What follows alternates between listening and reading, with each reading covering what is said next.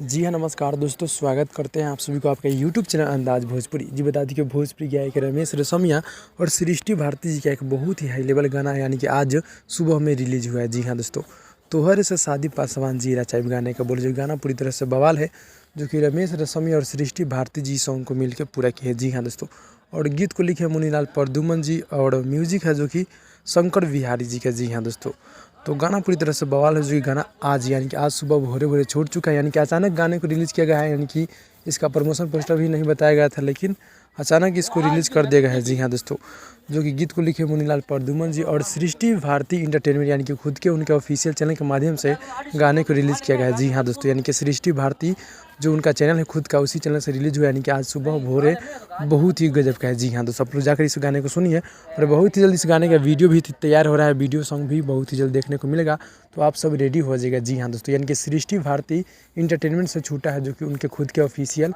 Channel के माध्यम से गाना बहुत ही बवाल है। जाकर आप लोग सुनिए और दबाकर शेयर कीजिए। मिलते हैं अगले वीडियो में, तब तक के लिए धन्यवाद।